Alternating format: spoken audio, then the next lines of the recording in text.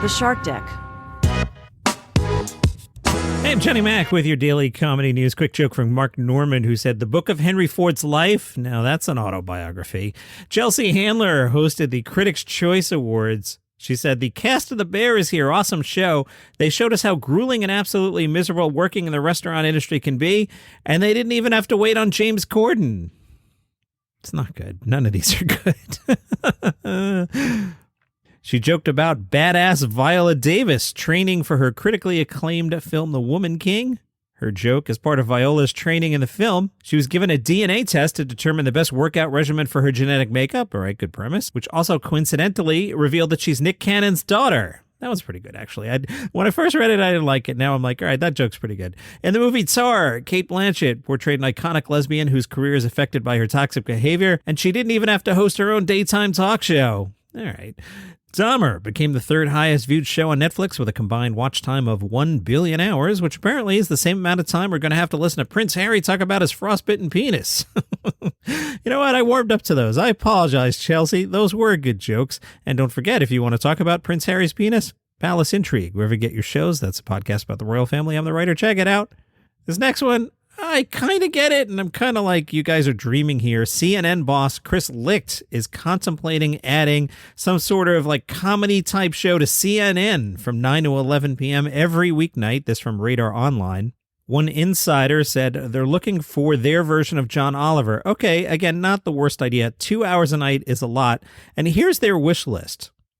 Jon Stewart, Bill Maher, Trevor Noah, and Arsenio Hall. All right, first off, let's cross off Trevor Noah. Trevor Noah did not give up The Daily Show to do 2 hours a night on CNN. No chance. Arsenio? I could see that happening because what else is Arsenio doing? Jon Stewart? Is Jon Stewart going to host the news for 2 hours on CNN every night? And what happens when, something horrible happens and Jon Stewart's on the air? Is he going to have to suddenly be the anchor guiding us through the horrible storm, plane crash, terrible thing? I don't know. Hard to vision. Bill Maher. I could actually see Bill Maher doing it, although same issue of what happens when the bad stuff happens. Do you have Anderson Cooper just hang around till 11 o'clock every night in case you need to throw him on the air? The Bill Maher might make sense because he already works for Warner Brothers Discovery, the parent company of CNN. Bill Maher has the show on HBO. I could see that happening, but again, does Bill Maher want to work 10 hours a week? Plus the prep. You don't just show up at 8:59 and sit down.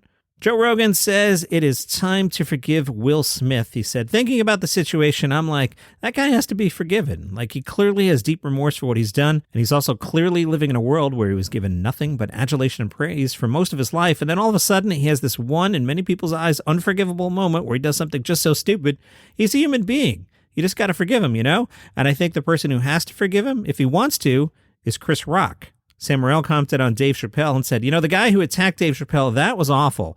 But when people were talking about Dave being silenced, I'm like, I feel like Netflix is 1 week away from live streaming him taking a dump. I think it's much ado about nothing. What are we talking about here? He's not being silenced. He's performing in arenas. It's the narrative the shock jocks use. Oh, they're coming for us. I'm like, why don't you show them where you live? You're not canceled.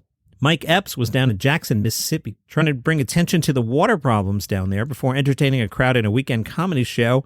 Mike Epps handed out water to Jacksonians and said it's no laughing matter and the rest of the country don't understand how bad it is. To come here and see how resilient these people are here in Jackson. Jackson's always been a great city in America, and I think as a country and a government, we need to support them.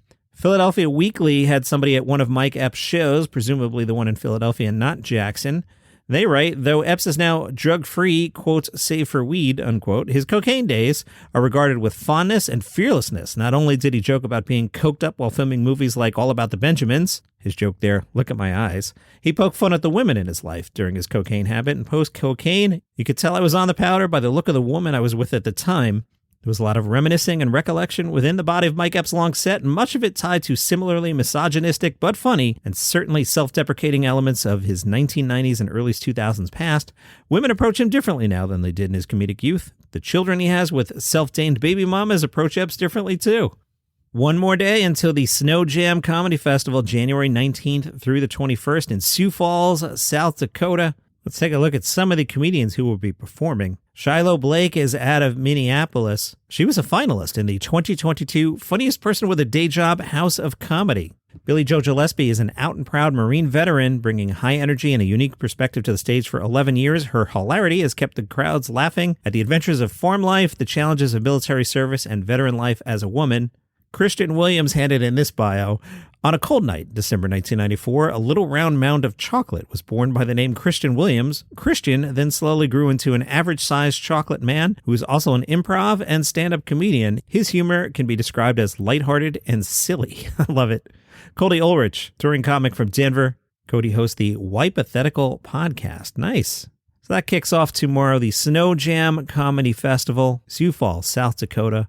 Looking forward to this one. Got a nice note on the Daily Comedy News subreddit. Tall Wrongdoer 4299 wrote, "Thanks, Johnny Mac." And I was like, oh, I'll click on this. The Tall Wrongdoer writes, "I'm your age and like stand-up specials an awful lot, but when I watch the classics from our generation, I often get the side eye from my kiddos. Times change, comedy changes, all good." I'll jump in here. Yeah, why don't you put on Eddie Murphy's Delirious and play his opening bit? You know, the one that's titled on the album, A Word That Starts with F. Play that one. That one hasn't aged so well. Times change, comedy changes, all good. At your recommendation, I watched Sheng Wang and Atsuko Akatsuka with them, and both were hits, so thanks for helping me find comics that bridged the generation gap and made us all laugh. That's awesome. Thanks, Tall Wrongdoer. Really appreciated that note there. Anybody in Manchester? If you're in Manchester, why don't you head on over to Bert Kreischer's show tonight? By the way, fantastic Bert Kreischer article in The Guardian. I'm saving that for the weekend so I can record the weekend in advance. But I did share it on the subreddits, Daily Comedy News, and on the Daily Comedy News podcast group. You'll find that on Facebook if you want to read that, or just, Google Bert Kreischer and the Guardian article will pop up. Anyway, he's in Manchester in the UK tonight. Turtle writes, U.S. Party King, comedian and podcaster Bert Kreischer, known for performing shirtless on stage, begins a short run of UK dates at his new Tops Off World Tour at the Apollo. The stand-up is also known for hosting the Go Big Show, featuring large-scale entertainment such as monster trucks on America's TBS network. I'll tell you, as the host of Daily Comedy News, he's not known for that. It might be something on his resume. It might be something he does. It might be something you even watch, but he is not known for that. Night Court, it's back. Did you watch it? I didn't really watch the first one, so I'm not going to watch the reboot, but The Hollywood Reporter did, and they wrote, over its 9-season, 193-episode run, you see a number like 193 episodes, and now we're living in the 2020s where seasons are like 8 episodes long. The idea of a show having 193, 200 episodes is insane. But over its 9-season, 193-episode run, NBC's Night Court, the original, had many things going for it. The Manhattan courtroom setting presented an array of cases that let the show shift from the outlandish to the topical, the ridiculous to the borderline sincere. One thing it didn't have going for it was consistency. The broad humor could veer into hackiness. The attempts at candor could stray into mawkishness.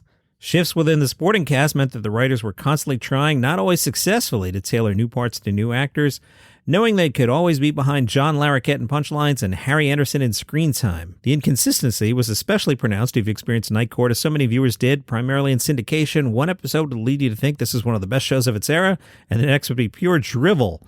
All right, what about the new one? The Hollywood Reporter says the new one swings back and forth between somewhat promising and thoroughly embalmed. It's part of the joke that Abby's the judge now, and what a coincidence, she's the daughter of Harry Anderson's character. What a coincidence. She's taken up residence in a facility that hasn't been renovated in decades, which lets her occupy what is basically her father's old office and preside over what is basically her father's old courtroom, producing all sorts of visual references to the original series for a fittingly nostalgic blandness. The writers have generally picked new cases which would fit in with the old, like the woman who insists she's a werewolf, but more frequently the cases here are used to make character-driven points, like various times Abby temporarily worries she might be too soft or sentimental, only to be reminded that sentiment is her family's core judicial superpower. All right, let's finish up on Gossip Corner. Olivia Munn and John Mulaney, they have a son, Malcolm. They treated Malcolm to his first trip to a local Asian market. We learned this from Olivia Munn's Instagram. She shared a video. The caption, first trip to the Asian market. The Daily Mail writes, the X-Men Apocalypse star, 42 years old, stepped out with her boys looking fabulous in skin-tight blue jeans and a red sweater. The pants had a frayed, high-water style that helped show off her black-heeled boots. At one point, young Malcolm Mulaney turned and pointed to the various fish and shellfish that had already been packed and put on ice. How cute.